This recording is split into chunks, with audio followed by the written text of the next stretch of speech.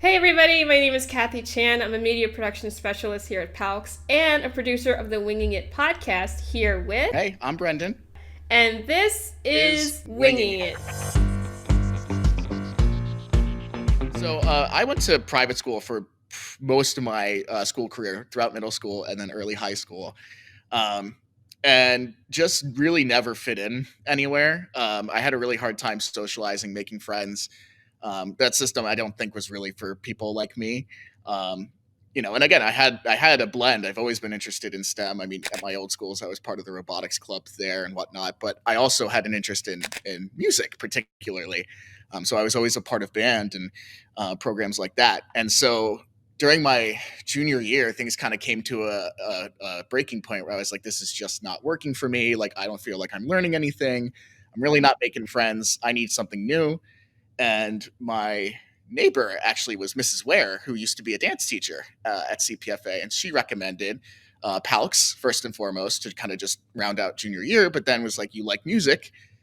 Why not try out for this performing arts program and go from there?" I mean, it's like she talked about how great of a community it was, and I figured, well, I might as well give it a shot. So that during the middle of junior year, I got into PALCS. I got started. So the system worked great for me. Cyber school was a much better system for a person like me. Kind of going at my own pace was something brand new, and I loved it.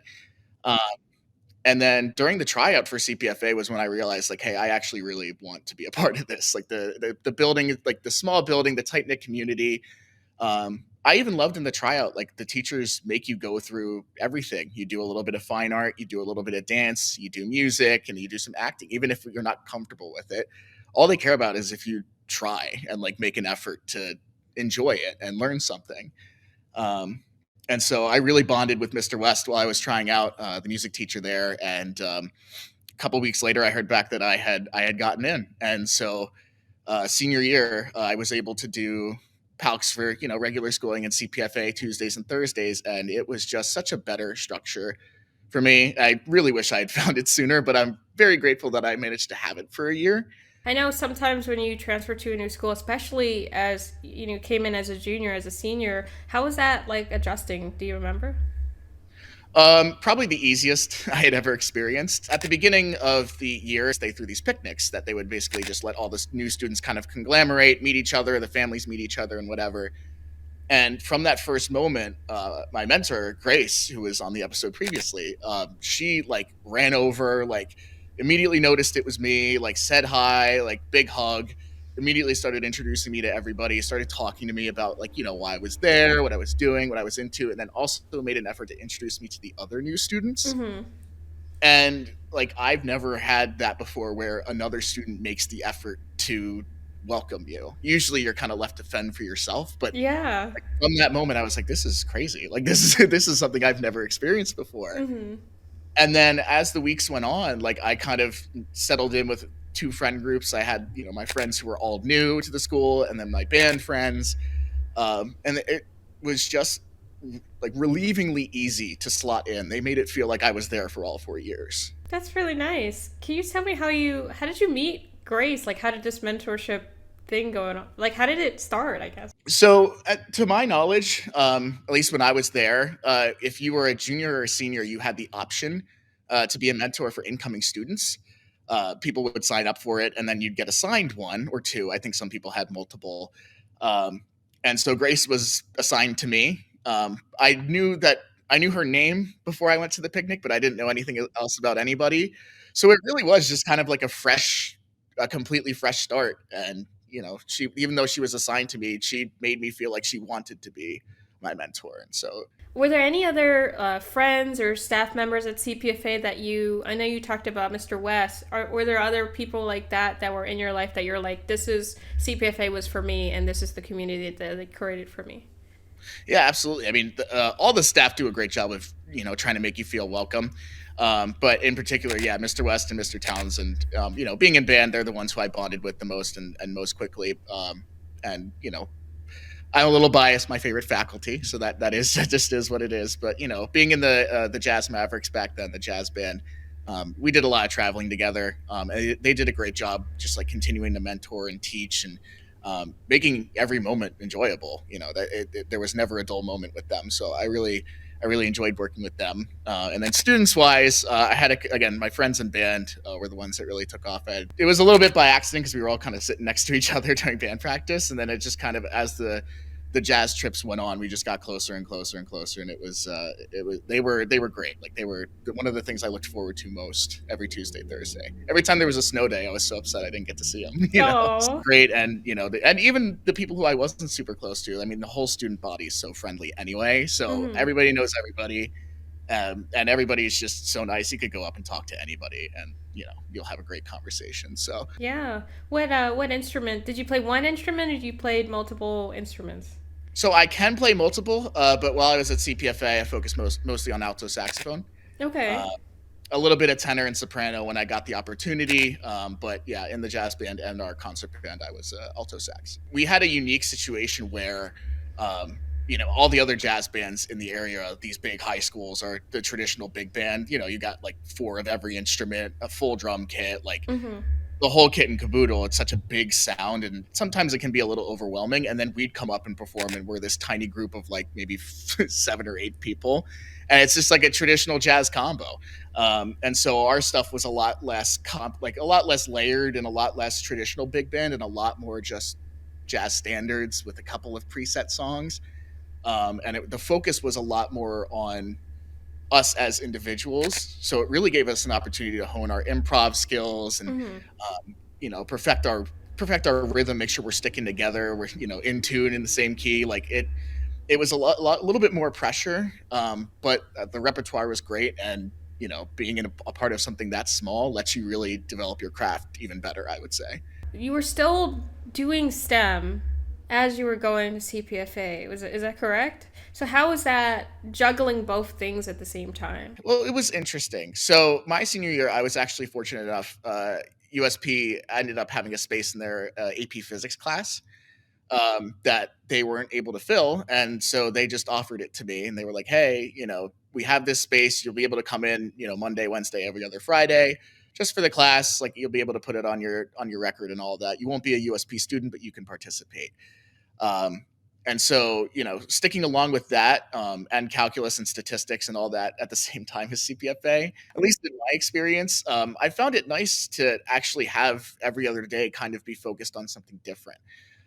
So kind of compartmentalizing and letting my brain chew on, the analytical side of things, the STEM side of things on Mondays, Wednesdays, and Fridays, just taking care of all my schoolwork as hard as I can. And then, Tuesdays and Thursdays, I let that be the time for my creative brain to shine, to, kind of just have fun, with it, and try and enjoy the time there rather than worrying about my schoolwork and grades. Was there a concentration for to play the sax, or you just like took classes that were in your interest? Like how was that? How did that work for you? I would say my concentration was music. I mean, I'm pretty sure all of my classes were either directly or indirectly music related. Mm-hmm. And so, that let me kind of hone in on that area because that's what I'm good at. I can't draw, I can't dance, I have no rhythm, and I'm not really that good of an actor. But being able to like focus on what I am good at, it was extremely confidence building. And again, like I said, like I got to do saxophone for the bands, but in my own time, I did classes like digital music composition, learning how Mm-hmm. to produce music from scratch. Piano, again, like relearning kind of basic techniques and stuff like that for an instrument that I hadn't gotten to touch in a while. Um, so it wasn't just saxophone was my main part Mm-hmm. of it, but CPFA let me have multiple facets that I was able to focus on within my area of expertise. Was there a specific class that you found was your favorite? I really enjoyed digital music composition. That was a lot of fun. I was in the first level of it, so pretty basic stuff, just kind of learning, how MIDI software works, learning how music production software works, post processing and effects and stuff like that. Mm-hmm. But so usually the assignments were pretty straightforward, but they did allow for a lot of creativity within them. Using your Mm-hmm. own sound bites, you can make your own synthesizers and stuff inside of it. And then the final assignment was super cool. We were able to just kind of, as long as we made something musical, that was kind of all that mattered. And so me and my me and my friend Mark, we made this awful awful cover of an old rap song from like way in the 2000s. I was able to isolate the backing track, and we like wrote our own lyrics over it, and just we had a great time. We half the time we couldn't even get through it without laughing. It was a lot of fun, and then you get to show that off to the class, and learn from other people's like creations. It was a lot of fun. That's awesome. Yeah. So, what drew you to STEM, and what do you love about it? So I knew basically since I was a kid that I wanted to be an engineer. I Mhm. was fortunate enough to kind of have that from the get go. I've been obsessed with cars and the automotive industry since I could walk, pretty much. I mean, I've had this same set of Hot Wheels cars ever since I was like 2, and Yeah. every car show me and my dad would go to, I'd drag him around like 3 times, looking at every single thing the same over and over again. And I remember when I was 9 at one of those shows, I saw a Corvette on display, and I was just staring at it, basically drooling over it. And I was like, "What, Dad? What do I do to build this? I want to make this." And he said, "You got to be an engineer, and once you learn mechanical engineering, you'll be able to design things like this and put these together." And so I was like, "Okay, I want to be an engineer." And basically, my whole career path was set forward from that point on. Mhm. I love the thought process behind STEM. I like using concrete data and evidence to make decisions. I like the design process of things, especially for engineering, trying to maximize creativity while also staying within a certain set of regulations. Mhm. Um, it's a very uniquely nuanced career path that I think if you're numbers minded and you like problem solving, it's pretty much perfect for you. It sounds like it could be a sort of similar experience to kind of unpacking like music, would you say? Yeah, absolutely. I mean, with music, you can argue, art is in the eye of the beholder and all that, but in music, there are rights and wrongs. There are sets of regulations and things that you can versus you really can't do if you want your audience to have a good time. Mhm. And so being creative within those constraints is a lot like engineering. You're given a set of parameters. In music, it's your time signature, your key, um, particularly with jazz, it's your chord progression. Yeah. And in engineering, you're given, a deadline, you're given maybe a product weight, maybe a material you have to use, a certain size. Um, but everything else in it is left up to you. And what you can do within those constraints, it's the most fun part of the process. It lets that creative side of you flow out, even though you have to be analytical about it to stay within the constraints, but you can be creative and kind of let yourself have a little bit of fun. Give me the I guess give me the step by step. So you graduated from CPFA PALCS. What happens after that? So I got accepted to Rowan University. It's a small public university down in southern New Jersey, for a bachelor's in mechanical engineering. And it was pretty much perfect for me. They had an automotive engineering concentration for that degree. Mhm. No other college in the East Coast had that. So it was pretty much a no brainer to go there. As soon as they accepted me, I was in. I was on the Baja team there. We built an off road race car together as Oh. a group, and then you take it to competitions against other colleges. Mhm. I was in charge of designing the brakes and the brake mounts, and making sure that system worked so the car could actually stop. Yeah. Um, and while I was doing that, I ended up interviewing with Lockheed for an internship. They hire them and Rowan are basically completely interlinked. Mhm. Rowan funnels a lot of their students through Lockheed Martin for internships and whatnot. And Lockheed's not that far from Rowan's campus. And I was fortunate enough to be one of the ones selected. I was a systems engineering intern, kind of learning the ropes of basic systems management, radar technology. I worked there for 6 months, through Mhm. the summer all the way until Christmas. So I worked through a semester as well. They let me stay on part time, and it was a super cool experience. That was like my first taste of kind of the corporate world, and I really enjoyed it there. I liked the work structure there, the environment and all of that. But I knew I really didn't want to work in defense. That wasn't really where I wanted to end up. And so, Mhm. while they were generous enough to offer me a job on graduation, I declined, and I instead started looking out towards, what else is out there, particularly the automotive industry. I applied to a bunch. General Motors got back to me, and after our interview, they offered me a job as a rotational engineer. Um, Only catch was moving to Michigan. So after I graduated from Rowan in 2022, I moved out to Michigan in July of 2022 and started my job that same month. Um, I worked at GM for about 3 years, 2.5 years or so, before I ended up getting caught in a layoff recently. They've been trying to downsize. I took a couple months to kind of just figure out what I wanted to do. Sending out applications, Hyundai got back to me. They're going opposite everybody else in the industry right now. They're hiring like crazy, and they were generous enough to extend me an offer. So I took it, and I've been here for about 2.5 weeks now. Do you work with cars in your free time? Like, do you have cars that you just work on at home? Like, what's that like for you? Yeah, so Detroit has one of the coolest things about here is it lives and bleeds car culture. Yeah. There's every year there's a giant rolling car show that goes down Woodward Avenue. It's one long highway, and they basically close it down at the end of August, and everybody brings out all their old rides. You'll see things from the 20s all the way up to like modern supercars. It's a super cool experience.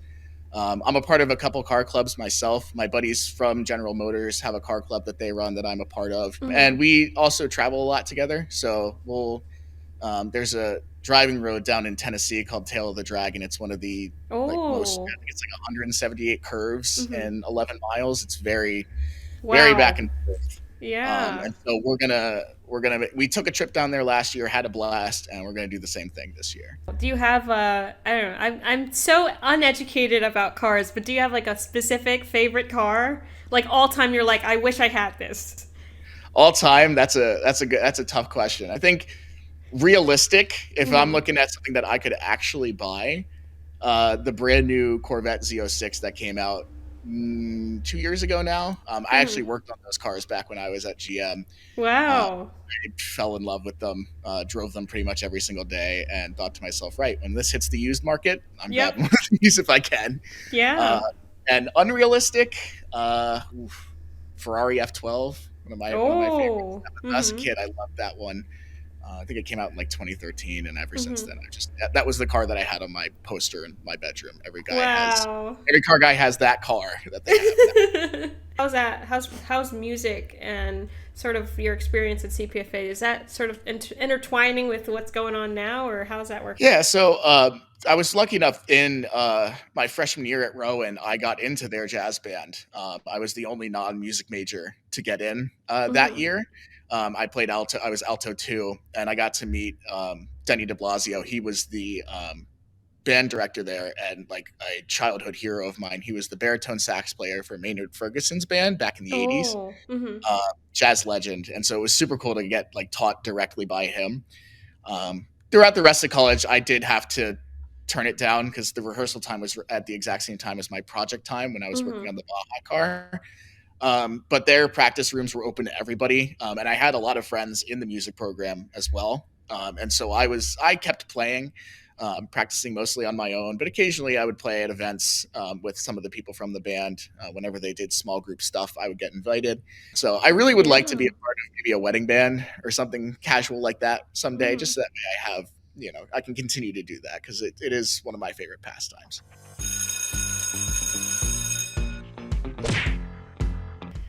A group of flamingos is called a flamboyance. Fact or fiction? Fiction. It's fact. Is that fact? It's fact. No, it's a flock, isn't it? They're just birds. Yeah, that's what I thought.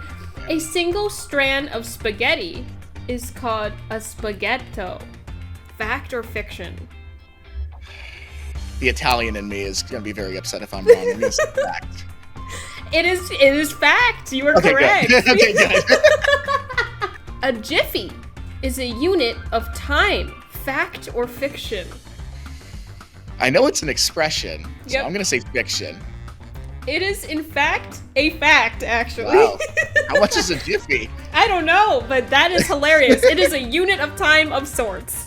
Humans can't breathe and swallow at the same time. Fact or fiction? I wish I had a glass of water to test this. Yeah, I was like, I tried that right now. I'm going to say fiction. That sounds like something you could do. They can't breathe and swallow at the same time. Apparently that is a fact. That they cannot, that we cannot do that. Okay, this one. Horses can't vomit, fact or fiction? Oh, that's fiction. Horses can definitely vomit, right? I know that these are worded weird, but it's a fact, apparently, that they can't vomit. Apparently, horses cannot vomit. I gotta fact check these, but I think that this is correct. What do they do instead? Yeah, yeah, like, do they just choke? Like, what is happening right now? The tongue is the strongest muscle in the human body. Fact or fiction? Fiction. Fiction? Yep, it's not the strongest. It's not the strongest. I was hitting you with the science question. We're trying to see if it works. A sneeze travels about 100 miles per hour. Fact or fiction? That's fact. It's true, right?